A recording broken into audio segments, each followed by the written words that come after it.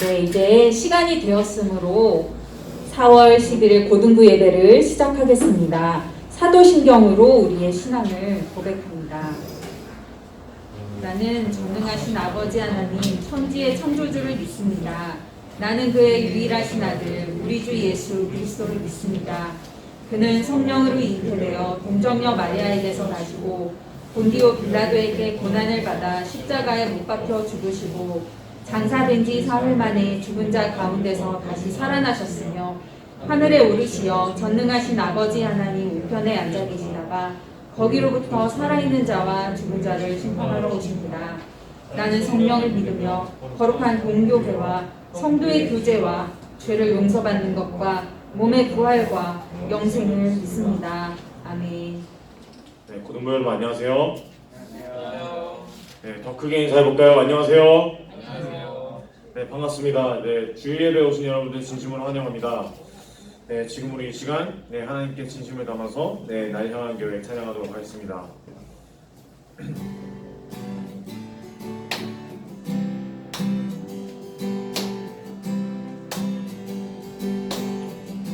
네, 찬양하겠습니다. 내 앞에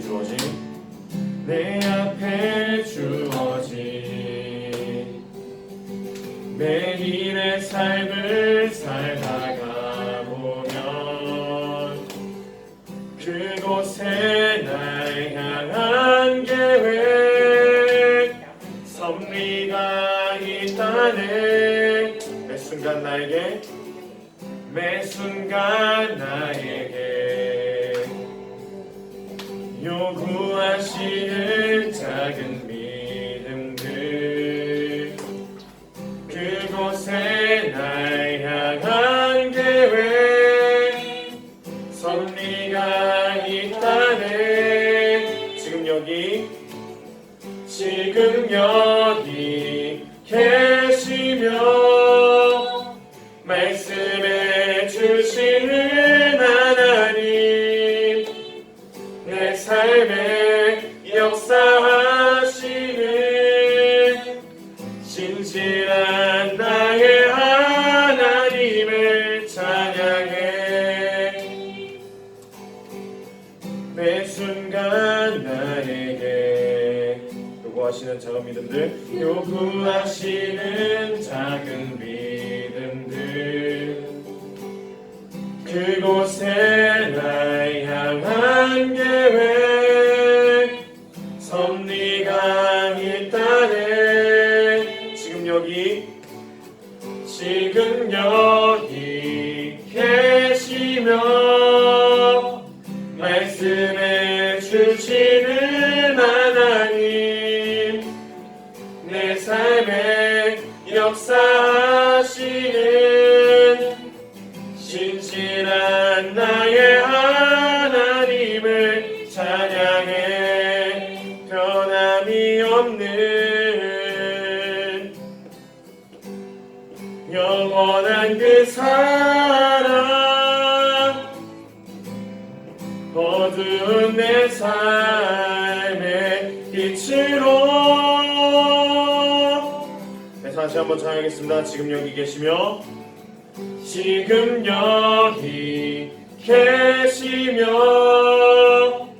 말씀해 주시는 하나님 내 삶에 역사하시는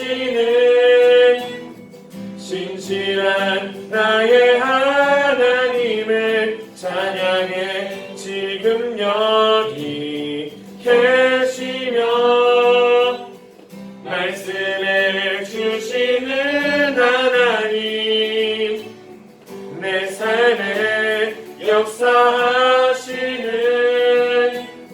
진실한 나의 하나님을 찬양해.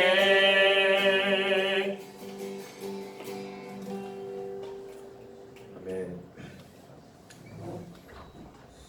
네, 부활주일이 지나고 또 이제 다시 새학기로 다시 정하게 될 시간들이 있습니다. 하지만 아직 그 학교 생활이 잘 정하되지 않고 아직은 잘 힘들기만 하고 잘 이루어지지 않는 것들이 있습니다. 지금 우리 시간 그런 잘못된 생각들이 다 없어질 수 있도록 하나님께서 우리에게 지켜봐 주셨다는 것을 믿고 예수 피를 힘입어 찬양하도록 하겠습니다. 주의 보좌로 나아갈 때 어떻게 나가야 할까? 나를 구원한 주의 십자가 그것을 믿으며 가네. 주의 보좌로 나아갈 때 주의 보좌로 나아갈 때 나 여전히 부족하다. 나를 품으신 주의 그 사랑 그것을 믿으며 가네. 자격 없는 내 힘이 아닌 자격 없는 내 힘이 아닌 오직 예수님의 보혈로 자격 없는 내 힘이 아닌 오직 예수님의 보혈로 십자가의 보혈 완전하신 사랑 힘입어 나아갑니다. 십자가의 보혈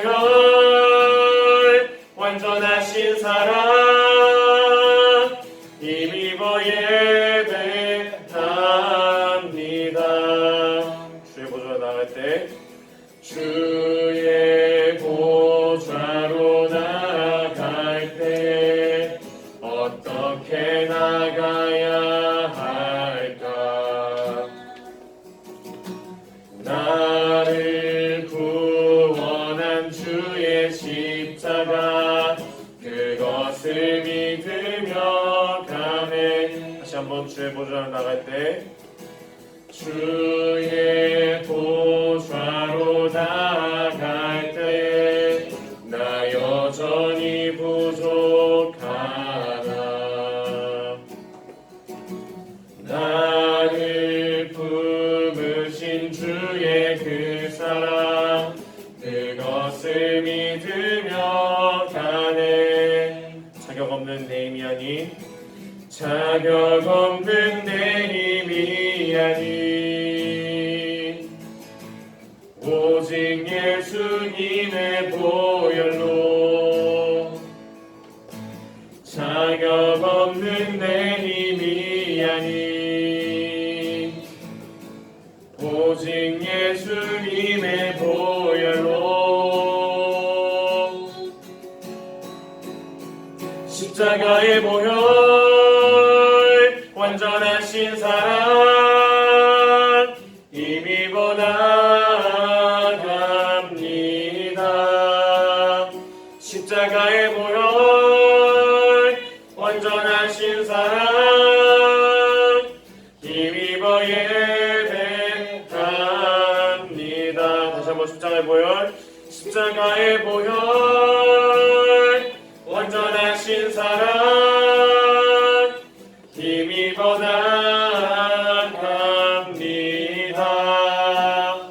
십자가의 보혈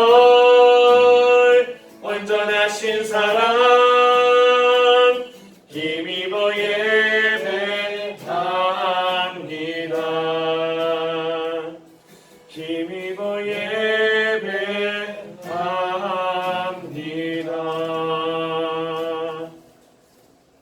우리를 대표해서 이성원 선생님께서 기도해 주시겠습니다. 하나님 아버지, 오늘 이 시간 우리 이 자리에 모여서 함께 예배드리게 해주셔서 감사합니다. 아직 모르는 친구들도 있는데 얼른 와서 함께 예배드릴 수 있도록 도와주시고 저희가 이 예배를 드리면서 한 주를 돌아보고 다음 한 주를 생각하면서 예수님을 닮은 삶을 어떻게 살아갈 것인가에 대한 생각을 하면서 저희가 살아갈 수 있도록 도와주세요. 저희가 예수님 앞에서 항상 부족한 항상 죄를 짓고 부족한 모습을 보일 때가 많습니다. 한 주간 살면서 남은 6일 동안도 그리스도인처럼 살 수 있는 저희가 될 수 있도록 도와주세요. 예수님 이름으로 기도드립니다. 아멘. 오늘 우리에게 주시는 하나님의 말씀은 출애굽기 3장 9절에서 14절입니다. 이제 가라, 이스라엘 자손의 부르짖음이 내게 달하고 애굽 사람이 그들을 괴롭히는 학대도 내가 보았으니 이제 내가 너를 바로에게 보내어 너에게 내 백성 이스라엘 자손을 애굽에서 인도하여 내게 하리라. 모세가 하나님께 아뢰되 내가 누구이기에 바로에게 가며 이스라엘 자손을 애굽에서 인도하여 내리이까? 하나님이 이르시되 내가 반드시 너와 함께 있으리라. 내가 그 백성을 애굽에서 인도하여 낸 후에 너희가 이 산에서 하나님을 섬기리니 이것이 내가 너를 보낸 증거니라. 모세가 하나님께 아뢰되 내가 이스라엘 자손에게 가서 이르기를 너희의 조상의 하나님이 나를 너희에게 보내셨다 하면 그들이 내게 묻기를 그의 이름이 무엇이냐 하리니 내가 무엇이라고 그들에게 말하리이까? 하나님이 모세에게 이르시되 나는 스스로 있는 자이니라. 또 이르시되 너는 이스라엘 자손에게 이같이 이르기를 스스로 있는 자가 나를 너희에게 보내셨다 하라. 아멘. 여러분 이번 한 주도 잘 보내셨나요? 지난 며칠 동안 확진자 수가 좀 많이 늘어나서요. 혹시라도 우리 일상이 다시 올스톱되는 것은 아닌가 좀 걱정이 되는 한 주간이었습니다. 여러분을 이렇게 얼굴 보면서 같이 이야기 나누고 또 예배 드릴 수 있는 게 얼마나 소중한지 모르겠어요. 여러분들도 그런가요? 네. 친구들이랑 선생님을 이렇게 얼굴 맞대고 만나는 시간이 이렇게 소중하다는 걸 요즘에서야 좀 깨달은 것 같습니다. 오늘 여러분과 함께 나눌 말씀을 생각하면서 우리에게는 너무나도 잘 알려져 있는 이 모세가 하나님 만나는 이야기가 또 한 번 우리에게 새롭게 경험되고 또 하나님께서 우리에게 정말 강한 팔로 우리를 붙드신다는 것을 말씀하고 싶어 하시는구나 라는 걸 느꼈습니다. 여러분들 어릴 때 꿈이 무엇이었나요? 어린이들은 느끼는 것이나 바라는 것이나 원하는 것을 거리낌 없이 말하는 경향이 있잖아요. 그래서 아마 여러분들도 어릴 때는 뭐 하고 싶니? 라고 했을 때 뭐 그냥 아이돌 스타, 과학자, 뭐 슈퍼맨 이런 좀 황당한 꿈을 가진 적이 있었을 것 같아요. 그러다가 조금씩 현실에 발을 붙이게 되면서 꿈이 현실화됩니다. 이 모세라는 사람을 인간적으로 좀 바라보면 그런 점에서 우리들과 좀 비슷한 부분이 있었던 것 같습니다. 그는 당대에 최고로 잘 나갔던 이집트라는 제국의 공주에게 입양이 되어서 왕자로 자라났던 사람이었어요. 그는 능력도 있고 총명했습니다. 꿈도 많고 하고 싶은 것도 많은 청년 시절을 보냈습니다. 그런데 그런 그의 삶을 송두리째 바꿔놓는 한 가지 사건이 발생하게 되었습니다. 모세는 이집트 공주의 아들이라는 정체성도 가지고 있었지만 다른 한편으로는 민족적으로 히브리 사람이라는 그 정체성을 가지고 있었는데요. 그 때문에 어느 날 히브리 사람을 학대하는 이집트 사람을 보고 화가 나서 그를 쳐 죽이고 맙니다. 이렇게 살인을 저지른 그 모세는 이 일을 잘 은폐하고 넘어가는 듯 했는데요. 하지만 그 일이 탄로나게 됩니다. 이집트 왕 바로가 이 일을 듣고 화가 나서 모세를 죽이려고 합니다. 그러자 모세는 이 잘 나가는 왕좌에서 도망자 신세로 전락하고 맙니다. 그는 광야로 도망쳐 미디안 사람들에게로 도망갔고 그곳에서 미디안 여자를 만나 결혼하고 자녀를 낳아서 새로운 삶을 살아가게 됩니다. 그가 이곳에서 취득한 두 번째 신분은 바로 미디안의 양치는 목자였습니다. 매일매일 양들을 들판으로 이끌고 가서 먹이고 돌보는 일을 하게 된 거죠. 왕자로 살았던 삶과는 너무 다른 삶이었어요. 예전에는 아침에 일어나면 누군가가 떠다 놓은 세수물에 세수하고 얼굴에는 기름이나 뭐 향기 좋은 화장품을 바르고 멋진 옷을 걸치고 왕실의 교육을 받으며 좋은 음식 먹으면서 살았던 이런 삶을 살았는데 그 40년의 그런 삶은 이제 먼 과거의 일이 되어버린 거예요. 이제는 매일매일 들판으로 나가서 동물들이랑 뒹굴고 거친 들판에서 생활했습니다. 어느덧 그렇게 세월이 흘러서 모세는 40년 경험의 베테랑 목자가 되어 있었습니다. 그러던 어느 날 광야의 떨기나무 속에서 불꽃처럼 나타나시는 하나님을 만나게 됩니다. 정확히 말하자면 모세는 그냥 자기 할 일 하고 있었던 거예요. 그런데 갑자기 하나님이 그의 앞에 신기한 모습으로 나타나시고 모세를 부르셨습니다. 하나님 왜 모세를 부르셨나요? 9절과 10절을 읽어보겠습니다. 이제 가라. 이스라엘 자손의 부르짖음이 내게 달하고 애굽 사람이 그들을 괴롭히는 학대도 내가 보았으니 이제 내가 너를 바로에게 보내어 너에게 내 백성 이스라엘 자손을 애굽에서 인도하여 내게 하리라. 하나님은 오래전 모세가 도망쳐 나온 그 애굽 나라에 그를 다시 보내어서 이스라엘 백성을 그곳에서 인도해 내겠다고 말씀하십니다. 여러분이 모세의 입장이라고 생각해 보세요. 어떤 느낌이 들고 어떤 반응을 하게 될까요? 모세의 첫 번째 대답은 내가 누구이기에 바로에게 가며 이스라엘 자손을 애굽에서 인도하여 내리까? 라는 거예요. 이 말을 이렇게 해석할 수 있을 거예요. 하나님, 저는 이미 예전에 오래전에 그곳을 떠나왔습니다. 저를 보내시려면 예전에 제가 거기에서 왕자 노릇하고 있을 때 뭔가 일을 맡기셨어야죠. 이제 저는 더 이상 애굽에서 아무 존재도 아닙니다. 저는 그냥 이름 없는 미디안의 목자에 지나지 않습니다. 여기서 모세가 하나님 만나기 전에 가졌던 사고방식이 드러납니다. 어떤 특별한 존재가 되고 특별한 사람이 되어야지 그 일을 이룰 수 있다는 거예요.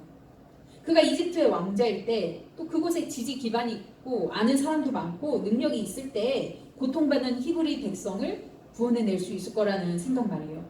그런데 하나님께서는요 모세에게 힘을 주시기 위해서 이런 말씀하세요. 내가 반드시 너와 함께 있으리라.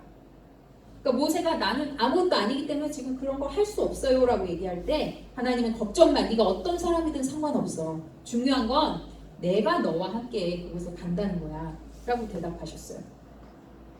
하나님의 말씀 앞에서 모세는 이제 그 모든 것이 내가 내 힘으로 해내는 것이 아니라는 것을 깨달았습니다.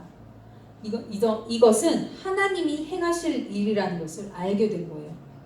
내가 누구인가에 대한 질문으로 가득 차 있었던 모세에게 내가 반드시 너와 함께 있으리라고 하신 말씀은 이제 미래를 향한 문을 열어주었어요. 나 자신을 볼 때는 가능성이 아주 희박하지만 하나님이 함께 하신다면 충분히 소망을 품을 만하다는 것을 이제 모세는 알게 되었어요. 하나님은 이처럼 실망한 사람, 꿈을 접은 사람에게 소망의 근원이 되시고 회복의 시작이 되어주십니다. 하나님은 모세에게 오셔서 이제 새 일을 시작하신 것처럼 여러분에게도 새 일을 계획하시고 또 그 계획을 여러분에게 알려주기를 원하세요. 그런데 모세는 이제 곧바로 이집트로 출발하지 않아요. 그에게는 한 가지 질문이 더 있었던 거예요. 13절을 볼게요. 내가 이스라엘 자손에게 가서 이르기를 너희 조상의 하나님이 나를 너희에게 보내셨다 하면 그들이 내게 묻기를 그의 이름이 무엇이냐 하리니 내가 무엇이라고 그들에게 말하리이까. 이런 질문을 하는 것은 이집트 사람들이 섬기던 수많은 신들이 있었는데 그 신들이 다 이름을 갖고 있었던 거예요. 그리고 그 신들이 관장하던 영역이 다 이렇게 나뉘어져 있었던 거예요. 뭐 어떤 신은 뭐 풍요의 신, 또 어떤 신은 뭐 날씨의 신, 태양의 신처럼 이렇게 영역이 다 구분되어 있었어요. 그러니까 너희 하나님이 너희를 구원하실 거다라고 말했을 때 히브리 사람들은 이미 약간 애굽 스타일로 이렇게 생각이 바뀌었기 때문에 그럼 우리 하나님은 어떤 영역을 관장하는 하나님인가요? 이런 질문을 할 거라고 모세는 예상한 거예요. 하지만 우리가 믿는 하나님은요, 우리 인간의 생각으로 한정 지을 수 없는 분입니다. 하나님께서는 자기가 어떤 분인지에 대해서 실제로 행동으로 보여주시고 또 거기에는 어떤 한계가 없어요. 14절에서 하나님이 이렇게 말씀하세요. 너무 유명한 말인데요. 여러분, 나는 스스로 있는 자인이라. 이게 한글로 그냥 나는 스스로 있는 자인이라 이러면 별로 물음표가 생기지 않는데 이게 영어로 I am who I am 이라고 써 있어요. 나는 곧 나다? 좀 어려워요. 이런 말인가? 또 좀 생각해보는데 이런 뜻인 것 같아요. 내가 되고자 하는 바대로 될 것이고 내가 하고자 하는 바를 행할 것이다. 그게 바로 나다. 대략 이런 뜻으로 우리가 이해할 수 있을 것 같아요. 그분은요, 우리가 예상하는 대로 움직이는 분이 아니고요. 또 내가 생각하는 그 틀 안에서 움직이시는 분이 아니에요. 우리는 하나님을 믿으면서도 내가 생각하는 대로, 내가 좋다고 생각하는 대로 풀리지 않으면 하나님을 원망하기도 하고 또 하나님 하시는 일들에 대해서 뭐 이해가 잘 안 된다 그러면 좀 아닌가 봐. 이렇게 믿음을 거두어 버리기도 해요. 임의대로 줄을 그어서 이 부분은 하나님 하실 수 있는 일, 그래서 내가 기도하면서 하나님께 구해도 되는 일, 또 이쪽 부분은 하나님이 하지 못하시는 일이라서 이건 그냥 내가 알아서 스스로 해결하든지 세상에 다른 뭔가 방법을 구해야 돼 라고 이렇게 경계를 지어놓기도 해요. 그런데요, 우리가 알다시피 하나님은요, 이스라엘 백성들에게 자기의 능력을 보여주기 위해서 이 애굽에서 이끌어내신 모든 과정 속에서 정말 생각지도 못한 일들로 일하셨어요.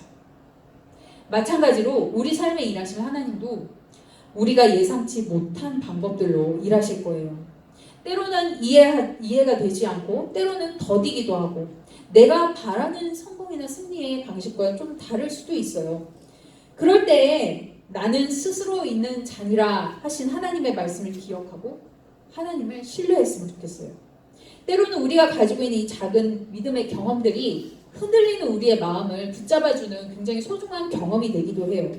하지만 그것이 우리의 어떤 선입견이나 고정관념을 형성하는 것은 아닌가 좀 돌아봐야 돼요. 하나님이요, 시험이나 또 어려운 일들을 헤쳐나가는 그런 경험들을 허락하신 적이 있어요. 또 어떤 좋은 결과를 주셨던 적도 있고 하나님이 어떻게 좀 나에게 위로를 주셨던 적도 있어요. 그런데 그렇게만 일하시는 게 아니라는 거예요. 우리가 나이가 한 살 한 살 먹어가면서 이렇게 세상에 몰랐던 것도 배우고 몰랐던 세상을 경험하는 것처럼 하나님께서도 여러분들 가운데 새로운 일들을 펼쳐나가실 거예요. 우리에게 있는 이 한 가지 확실한 확증은 하나님께서 우리를 사랑하신다는 것, 그리고 세상에서 학대받는 것들로부터 건져내길 원하시는 선한 아버지시라는 사실입니다. 모세는요, 이 학대받는 히브리 동족들을 보면서 막 발끈해서 그들을 불쌍히 여기고 뭔가 이들을 위해서 내가 뭔가를 해야 돼, 도와야 해 라는 생각은 있었어요. 그러니까 이 사람이 어떤 현실적인 감각, 어떤 역사적인 인식이라 그래야 될까요? 그런 건 있었던 사람인 거예요. 하지만 그는 자기가 스스로 해결책이 되고 싶었어요. 해결책이 하나님께 있다는 걸 몰랐어요. 오랜 시간이 흘러서 하나님께서 때가 무르익었다고 여기시고 모세를 찾아가셨을 때 그는 이미 체념한 지 오래됐었어요. 동족 이스라엘 사람들은 여전히 고통받고 있고 하나님은 이제 때가 되었다, 함께 가서 그들을 구해내자 라고 하시는데 모세는 할 수 없어요, 제가 뭔데요 라고 하는 거예요. 우리는 하루하루를 살아가면서 주변에서 얼마나 안타까운 친구들의 사연이나 이웃들의 사연을 접합니까? 때로는 그 어려운 상황들이 우리 가정의 일일 수도 있고 내 상황일 때도 있어요. 그럴 때 우리는 어떻게 하나요? 그럴 때 그냥 어쩔 수 없지, 뭐 다 사는 게 그래, 다들 그렇게 살고 있어, 뭐 나 혼자 노력해서 뭐 세상이 바뀌겠어, 뭐 이렇게 생각하는 걸까요? 이렇게 말하는 것은 하나님이 우리를 부르신 그 부르심을 외면하는 거예요. 하나님은 우리를 통해서 도움의 손길을 펼치기를 원하세요. 하나님은 회복의 길이시며 진정한 하나님이라는 것을 우리가 세상 가운데 선포하기를 원하세요. 하나님께서 우리를 불러 하나님 말씀을 전하게 하시고 또 도움의 손길을 전하라고 하실 때 우리가 아멘, 하나님과 함께 하겠습니다, 하나님이 행하실 일들을 기대하고 따라가겠습니다 라고 믿음으로 응답할 수 있는 우리 모든 고등부 친구들이 되기를 간절히 소망합니다. 기도하겠습니다. 하나님 아버지, 주님께서는 우리 모두에게 모세처럼 찾아오셔서 하나님의 놀라우신 일들을 행하고자 하시는 줄 믿습니다. 우리는 비록 어리고 부족하지만 하나님이 앞장서실 때 우리 삶에 아름답고 놀라운 일들이 일어날 줄 믿습니다. 우리의 고정관념이나 경험 때문에 하나님의 능력을 제한하지 않겠습니다. 나의 능력보다 더 크시고 놀라우신 하나님을 의지하며 살겠습니다. 믿음으로 한 걸음 한 걸음 내디딜 때 하나님께서 살아계시다는 것과 우리를 사랑하신다는 것을 직접 목도하고 증거하게 하여 주시옵소서. 우리 고등부 친구들이 수험생활과 또 학교생활 속에서 하나님이 주시는 지혜를 구하며 살게 하여 주시고 각자에게 주신 재능을 잘 펼칠 수 있게 길을 인도하여 주시옵소서. 좋은 선생님과 배움의 기회들을 만날 수 있도록 인도하여 주시옵소서.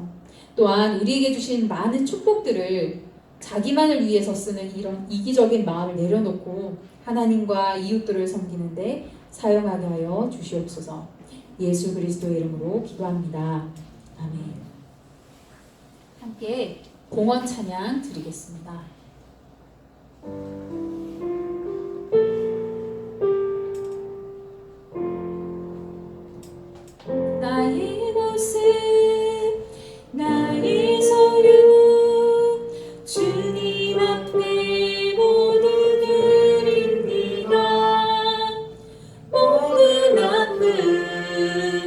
모든 기쁨 내 모든 눈물 받아주소서.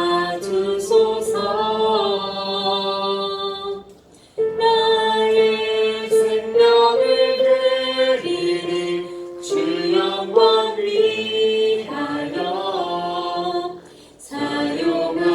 사용하옵소서.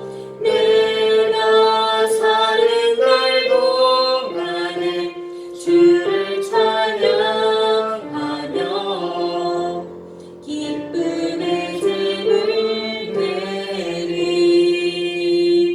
나를 받아주소서. 하나님 아버지, 저희에게 주신 많은 축복들을 생각하며 저희가 감사의 마음 회복하기 원합니다. 저희가 들은 이 헌금을 주님 기뻐 받아주시옵소서. 우리가 말씀에 반응하고 아멘하면서 나아갈 때 우리 삶 속에 많은 열매들이 맺힐 수 있도록 이 자리에 있는 모든 예배자들을 위해 축복하여 주시옵소서. 또한 우리 각자의 어려운 사정들 또 필요들을 주님께서 아시오니 우리 친구들의 가정의 형편과 또 쓸 것들을 주님 제공하여 주시기를 원합니다. 하나님 또한 공부하는 과정 가운데 있사오니 우리 친구들에게 지혜를 허락하여 주셔서 세상이 알지 못하는 하나님이 주신 지혜로 능히 감당하는 우리 모든 고등부 친구들 되게 하여 주시옵소서. 예수 그리스도 이름으로 기도합니다. 아멘.